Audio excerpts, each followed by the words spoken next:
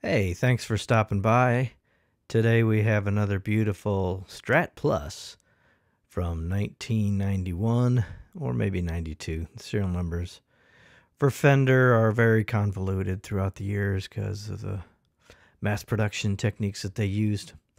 But this is a very rare color. It's Ebony Frost, and it has that earlier Wilkinson roller nut that's a little fatter than the LSR nut that they came out with later on in the series. And I got a really great deal on this, and partially because of this fellow at xhefri's Strat Plus page. And here's a little snippet of his Strat Plus series first page, and the website is xhefri. So that's Albanian for Jeff, apparently, or Jeffrey. So he stuck with that, and he explains that on his page. But I just wanted to give props to the vast wealth of information that he has that myself and my friends have used so many times throughout the years to validate and reference Strat Plus, Ultra Strats. He's got a ton of information, but Strat Pluses are his wheelhouse, and he helped me out with the purchase of this guitar, validating that it was a Strat Plus, because there was a lot of weird things about it, and I'll kind of talk about that a little bit. But his page is great. Please check it out. I'll leave a link below. And you can see here that this doesn't have the lace sensors in it right now. It has a set of Tex-Mex pickups, and I thought, you know, they're in there already. I'll give them a chance. And I have some lace sensors. I have a gold, red, and silver, I think, that I might put in there. But look at that finish, that transparent ash finish, and it has a sparkle on the edge that I'll kind of focus in on in a little bit to show you that.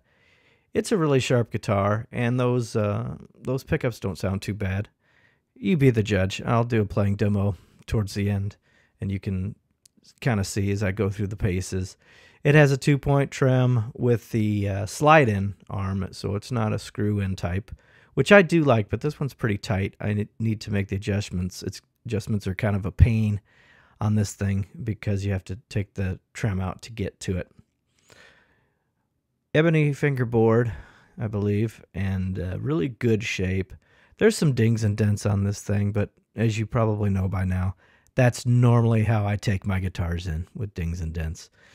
If it doesn't have scratches and play wear, I won't, abuse it. I'm going to try to keep it nice, but I don't mind some scratches on my pickup truck, Beautiful headstock on there. There's that LSR roller neck I talked about. It has the locking nuts, just like other Strat Pluses, and just a fascinating guitar.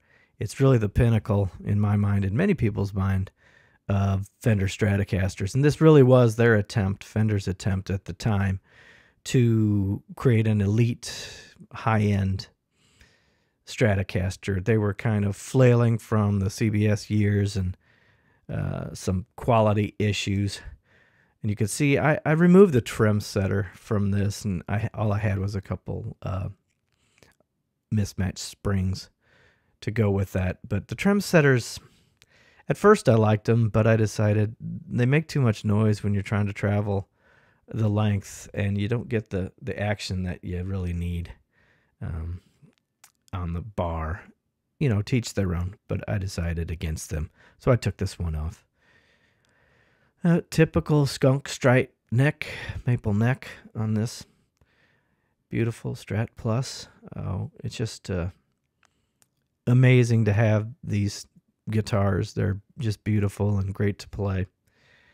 And this one is definitely a nice looking model all around. Beautiful wood grain in that neck. I just love the way the maple wood grain turns out by the heels. And you can see the close-up of the locking tuners. I think these are Schaller locking tuners. But a great guitar, and goes really well with my Crimson Burst that I reviewed not too long ago. And that kind of has a little bit of a metallic paint job around the edge too. Just really fantastic colors that Fender used during this time frame. And Jeff has a vast amount of information on all the Fender color codes and all the different finish options that you could get with a Strat Plus. So do check his page out. And you can see as I put a flashlight on here in the room lights to see the sparkle finish on there. And it's really pretty and very tastefully done, especially with the swamp ash wood grain that you can see through that finish on the tail end especially. It's just it's a really unique looking guitar, and when I saw it, and the pictures were really rough, but when I saw what it could be and when it came and I finally got it under a light, I was like, damn, that is a beauty. So yeah, and it does sound good with the Tex-Mex pickups. I think they're a little harsh when you start getting distortion on them, but enjoy the playing demo here, and thanks for stopping by. I do appreciate it. Take care of yourselves now.